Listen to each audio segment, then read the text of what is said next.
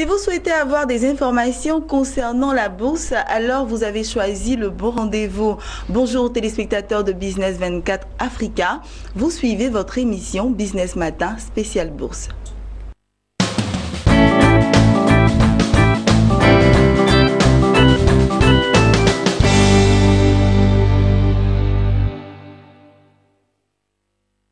Voilà, de retour sur ce plateau de Business Matin spécial bourse. Nous sommes aujourd'hui avec Guy Hervé Koumans et c'est lui qui a la lourde charge de nous faire le point des marchés financiers concernant la bourse régionale des valeurs mobilières. Voilà, bonjour Guy Hervé Koumans. Bonjour Marie-Josée. Voilà, je reprends, je rappelle simplement à toutes fins utiles que Guy Hervé Koumans est analyste à Cyrus Capital et c'est avec lui que nous allons faire le point des marchés financiers, je le disais tantôt.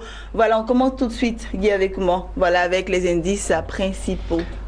Ok, merci Marie-Josée. Parlons des indices principaux. La BRVM a clôturé la séance du vendredi 9 juin 2017 en baisse sur la semaine écoulée avec ses indices phares, le BRVM 10 et le BRVM Composite, qui affichent des replis respectifs de 1,1% et 0,8% par rapport à la semaine précédente.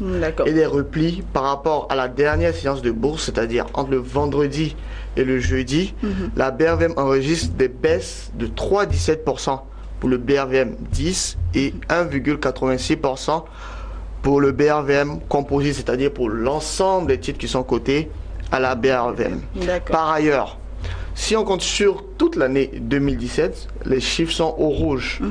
La BRVM est dans une phase de ce qu'on appelle bear market. Bear market, ça fait allusion par exemple à la City, où nous avons un ours qui a la tête baissée et nous avons une sorte de taureau qui a la tête levée. Et quand on parle de bull market, c'est un marché haussier et bear market, c'est un marché baissier. Donc ce sont ces termes-là qui sont généralement utilisés en bourse. Donc nous sommes dans une phase de marché baissier avec les titres principaux de la BRVM qui sont le BRVM 10 qui enregistre une baisse de 14,45% et le BRVM Composite une baisse de 11,2%.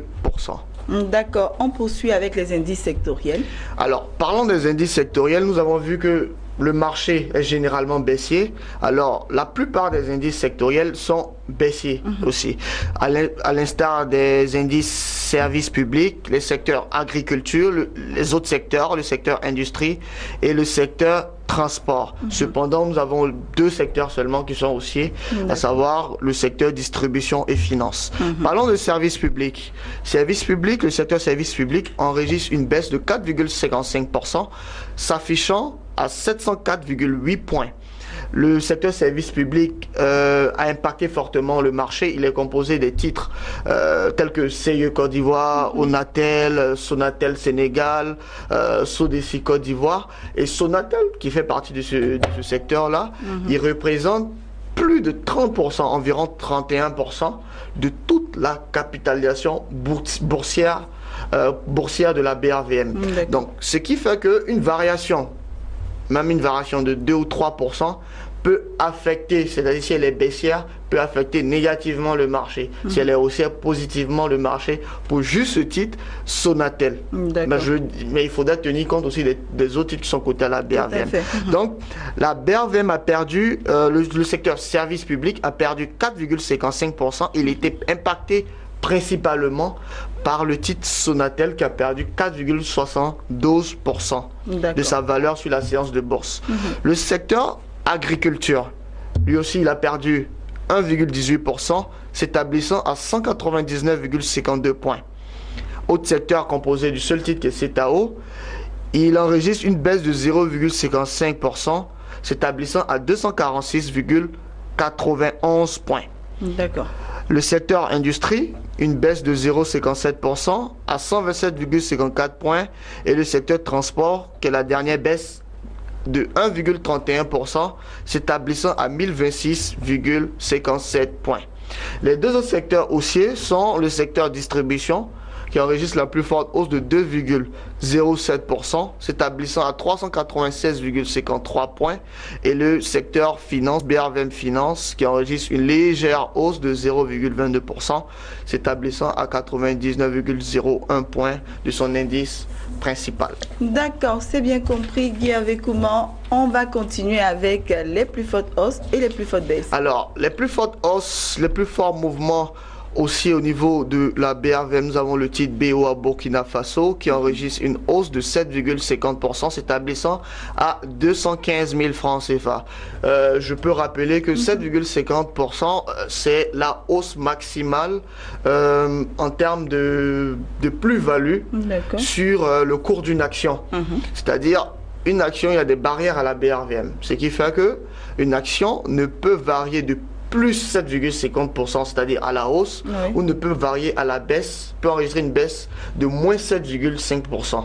C'est le maximum. On les appelle, les mots techniques utilisés, ce sont des réservations. Et à la BRVM, il y a ce qu'on appelle les réservations dynamiques et les réservations statiques. D'accord, ce sont des sortes de plafonds. Des sortes de plafonds. Les réservations statiques sont généralement à 7,50% et les réservations dynamiques sont autour de 2%. D'accord. Voilà. Donc la deuxième plus forte hausse, c'est le titre Unilever Côte d'Ivoire qui enregistre une hausse de 7,14%, s'établissant à 15 000 francs CFA. Le dernier titre que je voulais relever, c'est le titre Movis Côte d'Ivoire qui enregistre une hausse de 5,26%, s'établissant à 4 000 francs CFA. D'accord, on attaque les plus fortes baisses. Alors, les plus fortes baisses, nous avons le titre Krontiem Côte d'Ivoire, qui a d'ailleurs publié ses états financiers. Krontiem a enregistré, après la publication de ses états financiers sur la dernière séance de bourse, une baisse de 7,48%. Il n'était pas loin de la baisse maximale. Tout à fait. Et je peux revenir aussi sur les barrières. Les barrières sont là pour protéger les investisseurs. C'est vrai, une hausse de 7,50%, c'est un impact de telle sorte qu'un investisseur ne peut pas devenir riche du jour au lendemain, mais un investisseur ne peut pas perdre aussi tout son argent du jour au lendemain, contrairement au marché. Si on veut regarder par exemple le marché US ou certains marchés européens ou bien à Tokyo, sur les places boursières de Tokyo, c'est vrai qu'on peut s'enrichir en quelques jours, en quelques semaines, on peut faire une grosse opération, réaliser de très fortes marges, mais on peut perdre aussi du jour au lendemain, potentiellement c'est possible. Donc notre bourse, la bourse de l'UEMOA, le marché financier de l'UEMOA, ces barrières, ces protections sont là pour protéger les investisseurs. Donc la plus forte baisse Krontiem, c'est de 7,48%, s'établissant à 25 900 francs CFA. Le deuxième titre, c'est le titre CIE Côte d'Ivoire. CIE a eu son assemblée générale. Après son assemblée générale, nous constatons que le titre a baissé, il affiche une baisse de 5,88%, s'établissant à 64 000 francs CFA. Et le dernier titre en baisse, c'est le titre Sucre Ivoire que nous voulons relever. C'est le titre Sucre Ivoire Côte d'Ivoire qui s'établit à 8 000 francs CFA, soit une baisse de 5,88%. D'accord. Guy, on part à l'international. Ok, parlons des marchés internationaux à la clôture du vendredi dernier. Nous allons parler d'abord du pétrole. Le pétrole Brent a gagné 38 points pour se stabiliser à 48,24 $ le baril, soit une hausse de 0,79%. Le pétrole WTI, lui, il enregistre une hausse, il a gagné 27 points, soit une hausse de 0,59%. Il s'est établi à la dernière séance, à la fermeture des marchés, lors de la séance du vendredi, à 45,91 $ le baril. D'accord. Et la dernière valeur que nous allons voir sur les marchés internationaux en termes de matières premières, nous avons l'or. L'or a perdu 10 points lors de la séance de bourse du vendredi et il s'est établi à 1269,45 points, soit une baisse de 0,79% de sa valeur. D'accord, on va s'intéresser à présent aux valeurs à surveiller cette semaine. Alors, parlons des valeurs à surveiller. Les premières valeurs, ce sont des entreprises du groupe BOA. Les entreprises que nous voulons souligner, nous voulons relever ici, sont les titres BOA Côte d'Ivoire, BOA Niger et BOA. Et qu'est-ce qu'il y aura sur les titres BOA? Il y aura une augmentation de capital par incorporation de primes d'émission et de réserves libres. Et avec cela, il y aura une émission d'actions gratuites. D'accord, Guy, avec moi, on va faire simple. Réserve d'actions, des mots techniques. Est-ce que vous pouvez nous expliquer un peu ce que c'est? Bon, parlons d'abord de réserve. une entreprise, lorsqu'elle réalise des bénéfices, chaque année, elle peut décider, lors de la réunion du conseil d'administration ou lors de l'AG, de décider d'affecter, par exemple, il y a un certain montant qui est distribué aux actionnaires. Tout à fait. On parle là de dividendes. Oui. Et il y a une autre partie qui va en réserve. La réserve, c'est pour profiter des opportunités, par exemple, qu'il peut avoir sur le marché, pour répondre, par exemple, aux besoins de liquidité, qui peut être incorporé au capital social, qui peut être utilisé aussi pour des investissements. Tout dépendra de la stratégie de l'entreprise et de ce qui serait décidé par les actionnaires. Qu'est-ce que les actionnaires veulent faire de ce cash, de ce bénéfice généré par l'entreprise. Là, ici, on est dans le cas d'une banque qui réalise de très belles performances en termes de bénéfices. Et ce bénéfice-là, qu'est-ce qu'ils décident de faire? Ils vont distribuer, par exemple, ils peuvent dire, on décide de distribuer 20%. C'est un exemple, 20% de ce que nous avons généré en termes de bénéfices lors de l'exercice qui a été clos. On peut distribuer 20% et les 80 autres % constitueront des réserves pour se protéger de l'avenir. Tout à fait. Alors, quand on parle aussi d'augmentation de capital par incorporation de réserves, ici dans ce cas, il y aura pour les deux types majeurs, BOA Bénin, BOA Côte d'Ivoire, attribution d'une action nouvelle aux anciens actionnaires. C'est-à-dire, pour un actionnaire qui détenait une action, je prends le cas par exemple de BOA Bénin, qui cote aujourd'hui autour de 215 000, qui coûte environ 215 000, et lui sera attribué une nouvelle action supplémentaire. Maintenant, la structuration qui est autour, s'il y a 3 d'attribution, ou bien si l'action doit être scindée en 2, s'il doit avoir un split, tout dépend de la stratégie de l'entreprise. Mais c'est une nouvelle action supplémentaire, c'est-à-dire quelqu'un qui avait une action se retrouve avec deux actions. Pour une achetée, une offerte, n'est-ce pas? Une offerte. C'est de ça qu'il s'agit au niveau des opérations de BOA. C'est bien compris. BOA Bénin, l'augmentation va porter sur un montant d'environ 10,07 milliards. D'où la création d'environ 1 7 268 actions. C'est-à-dire, pour une action ancienne détenue, à la fermeture des registres, vous détiendrez une nouvelle action. D'accord. Donc, la fermeture des registres sera le 23 juin 2017 et il cotera ex-droit d'attribution, et il faudrait que les investisseurs fassent attention à ce mot. Ex-droit d'attribution à partir du mardi. C'est-à-dire, quand on dit côté ex-dividende ou côté ex-droit, c'est-à-dire si vous rentrez dans l'opération 3 jours avant la fermeture des registres, vous pourrez bénéficier des avantages de cette opération. Mais si vous rentrez, par exemple, on dit pour BOA Bénin, c'est le 23 juin, que vous rentrez le 24, vous ne serez pas compté parmi ces actionnaires qui bénéficieront d'une nouvelle action en termes de nombre, en termes de volume. C'est bien compris. Alors, la deuxième action, c'est le titre BOA Côte d'Ivoire. BOA Côte d'Ivoire a eu son AG le 5 avril dernier. Et le montant dont il est question ici, il s'agit de 10 milliards de francs CFA. Et portant le capital à 20 milliards. Donc, le capital passera de 10 milliards à 20 milliards. Donc, dans ce cas, il ne s'agit pas de faire appel public à l'épargne en levant des capitaux. Il s'agira juste de puiser dans les réserves que la banque a constituées depuis un certain nombre d'années pour augmenter, le niveau des fonds propres, le niveau du capital.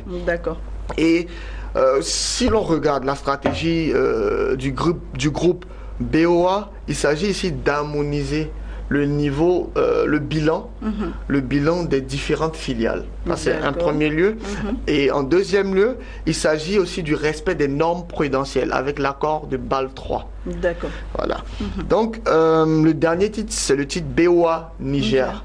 Et il s'agit d'un montant d'environ 3 milliards de francs CFA, d'où la création de 300 000 nouvelles actions. Donc, on a 3 actions nouvelles attribuées pour 10 actions anciennes détenues par les actionnaires. Et la fermeture des registres sera le 26 juin 2017. Et il cotera ex-droit d'attribution le jeudi 22 juin.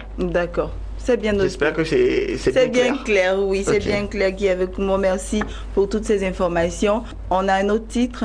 Oui, nous avons Krontiem. J'avais évoqué Oui, tout à l'heure. Krontiem au niveau des plus fortes baisses de la dernière séance de bourse du vendredi.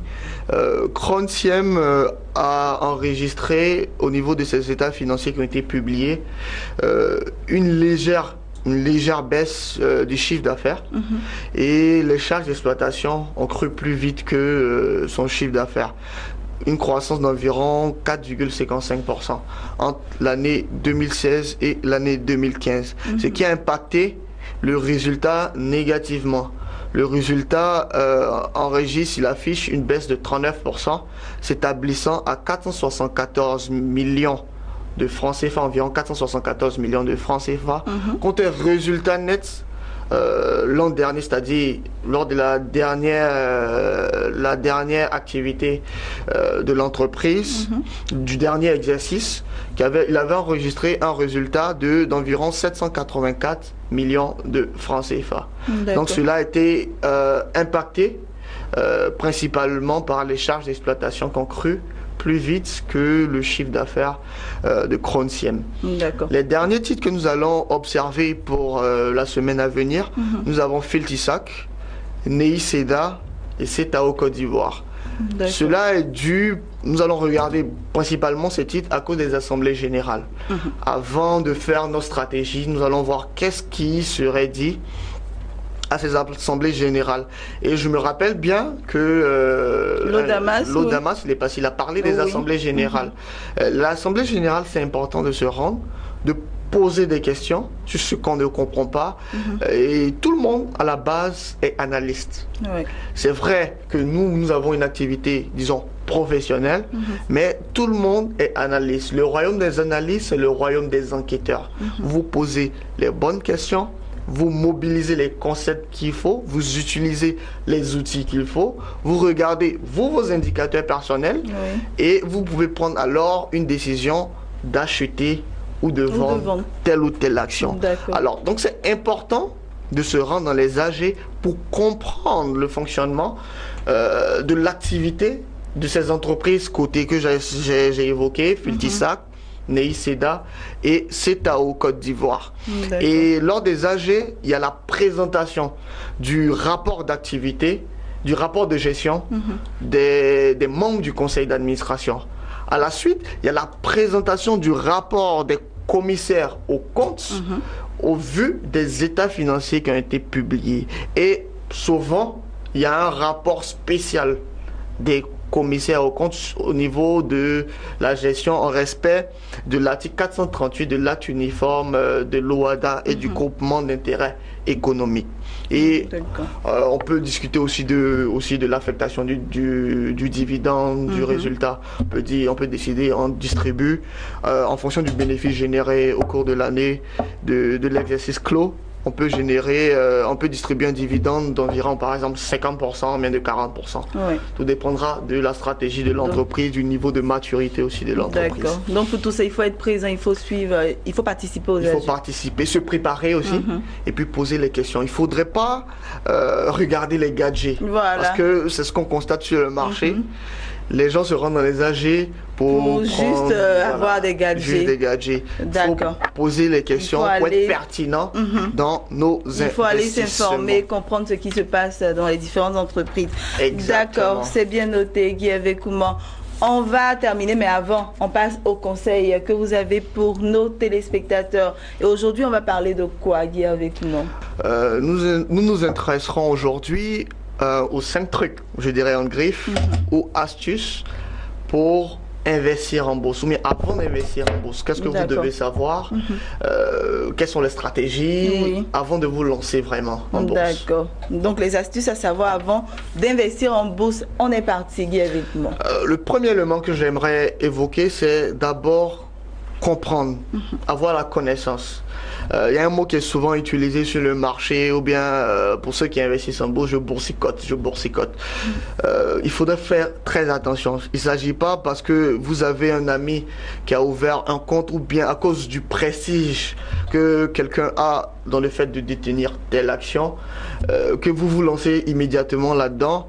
vous prenez une information, mais vous écoutez une information à la radio ou bien juste à la télé parce que vous avez vu, vous achetez une action juste comme ça. Oui. On n'investit pas comme ça en bourse. Il faut enquêter, comme je l'avais dit. C'est pas du suivisme. C'est pas du suivisme. Analyser, c'est se poser les bonnes questions et trouver les réponses. Est-ce que c'est une entreprise sûre? Est-ce que je connais les indicateurs? Est-ce que je connais le vocabulaire? Est-ce que je connais le lexique? Je sais faire la différence entre une action et une obligation. Oui. Est-ce que je sais c'est quoi le PER? Je sais c'est quoi le rendement? Sur quoi je me base pour investir? Donc se documenter. Oui. Et il existe de nombreuses ressources sur Internet, même au niveau de la BRVM, il y a des formations qui sont faites par l'antenne nationale de bourse. Pour ceux qui veulent s'intéresser à la bourse, il y a aussi des clubs d'investissement où vous pouvez rentrer pour apprendre, vous pouvez investir et apprendre. Il y a aussi des formations qui sont faites par des privés. Donc, il y a tellement de ressources pour connaître la bourse. Et cela peut se faire, si vous êtes vraiment intéressé, cela peut se faire en 1-2 semaines. Il y a des personnes qui apprennent même la bourse, en tout cas le basique, en quelques jours. D'accord. Donc, le premier élément que j'aimerais soulever, c'est apprendre, chercher à avoir la connaissance sur les thèmes et le vocabulaire boursier. D'accord. Ça, c'est le premier élément. On poursuit. Le deuxième élément, c'est comprendre les risques. Il y a 2 adages et que j'aimerais évoquer. Le premier, c'est, on dit investir de l'argent dont vous n'avez pas besoin. Bon, moi, je dirais plus, investir l'épargne qui n'est pas mobilisable immédiatement. C'est-à-dire l'argent dont vous disposez dans votre compte d'épargne qui dort peut-être à un taux de 3,5% mais 3%. Et vous pouvez investir dans des actions qui peuvent générer environ 5%, mais 6% durant l'année. Donc, ne prenez pas par exemple des charges, l'argent qui servira aux charges par exemple de la maison, ou à payer l'école des enfants ou bien un voyage. N'utilisez pas cet argent, vous dire que vous allez générer des bénéfices rapidement et puis vous allez réutiliser cet argent-là. C'est trop de risques, c'est pas conseillé. Le deuxième élément en termes de risque, le deuxième adage que j'aimerais évoquer, c'est savoir que votre argent peut potentiellement disparaître. Ça c'est généralement. Et ça fait peur. Ça fait peur. Mais disons, grâce aux responsables au niveau du marché financier régional. D'accord, la réglementation là. Grâce à la réglementation, il y a les barrières que j'avais évoquées préalablement. Ces réservations font que un investisseur ne peut pas perdre plus de 7,5% dans une journée de cotation. Donc ça protège les investisseurs. Mais il faut se dire que tout peut arriver. Tout peut arriver. Et il y a un mot célèbre qui dit sur les marchés, le marché a toujours raison. Pas votre ego. C'est pas parce que vous avez une analyse qui est pointue, vous êtes l'analyste, le meilleur analyste du monde, que forcément vous avez raison. Vous, par exemple, vous pouvez anticiper selon votre analyse une baisse du marché, mais le marché peut continuer de progresser. On a vu ça, on a vu cela en France, on a vu cela aussi avec les différentes crises financières, la crise financière des subprimes, où plein de banques ou des hedge funds, ils étaient super acheteurs sur le marché de l'immobilier. Donc tout peut, on a même vu ça sur le marché de l'UMOA. Donc tout peut arriver. Sachez que l'investissement, il s'agit d'analyser ou bien mettre de l'argent dans un actif qui a un avenir incertain. Vous ne connaissez pas immédiatement le dénouement de l'action, de l'opération que vous allez faire. Par exemple, vous pouvez anticiper une hausse malgré tous les indicateurs que vous avez et après on peut constater une baisse sur le marché. D'accord. Donc le deuxième élément, bien comprendre les risques. Connaître vos risques, et si vous connaissez les risques, vous pouvez dire ok, en fonction des risques que constitue le marché boursier, vous pouvez dire ok, je décide d'investir telle portion de mon capital. Le troisième élément, c'est avoir un objectif. Avoir un objectif, c'est pas dire je vais réaliser des plus-values ou bien je vais me faire de grosses marges sur le marché boursier. C'est pas ça, avoir un objectif. Avoir un objectif, il faut être précis. Par exemple, vous pouvez dire, je veux des rentes trimestrielles ou des rentes semestrielles ou bien même annuelles d'environ 1 million de francs CFA.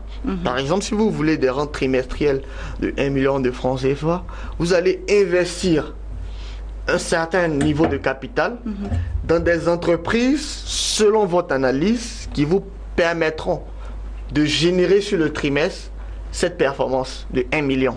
D'accord. C'est-à-dire, sur le marché, on peut constater par exemple une hausse de 5%, même de 15% sur un titre, et d'ici la fin de l'année, une baisse de 15%.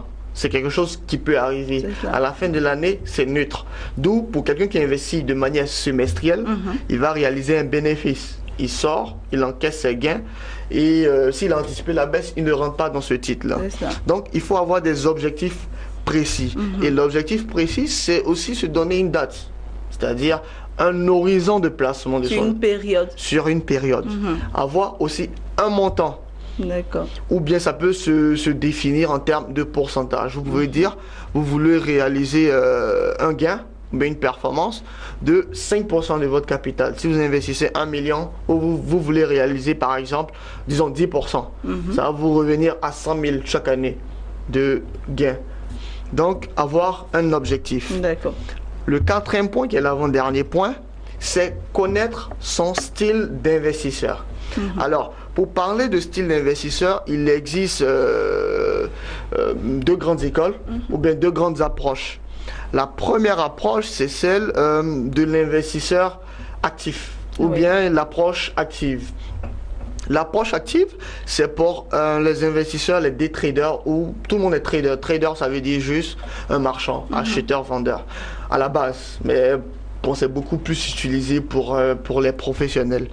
Donc, vous pouvez être un investisseur actif, c'est-à-dire tous les jours vous suivez le marché. Chaque jour vous prenez une position. Vous pouvez dire aujourd'hui, achetez-moi telle action, action CIE, achetez-moi l'action SGBCI. C'est chaque jour vous êtes sur le marché. Chaque jour vous suivez le marché, vous sortez, vous rentrez. Et il y a aussi l'approche passive ou ce qu'on appelle l'approche lazy, en français paresseuse. Et chaque type d'approche dépend du profil de l'investisseur. Par exemple, quelqu'un qui n'a pas le temps, ou bien quelqu'un qui n'aime pas se stresser avec les chiffres, il peut dire, bon, ok, moi j'investis aujourd'hui et je regarde mon portefeuille chaque, disons, chaque 3 mois, mais chaque 6 mois. Il y a même des investisseurs, bon d'ailleurs moi je connais un investisseur qui avait acheté des titres il y a 10 ans de cela, et il avait même oublié qu'il avait acheté des titres. Et lorsqu'il a rencontré son gestionnaire, il s'est rendu compte que son portefeuille avait pris de la valeur. Il voulait faire une opération, bon, une opération dans l'activité économique réelle. Et quand il s'est rendu compte que son portefeuille, il dit pourquoi aller prendre un crédit?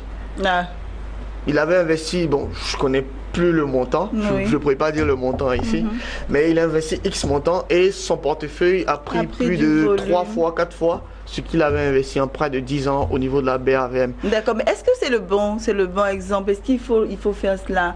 Peut-être que... Je dirais, tout dépend de votre profil. D'accord. Si vous êtes quelqu'un, vous voulez attendre, vous voulez investir pour du long terme, bon, d'ailleurs, c'est ce qui est conseillé par les meilleurs, à savoir Warren Buffett, Peter Lynch, c'est d'investir sur le long terme. C'est d'être un lazy.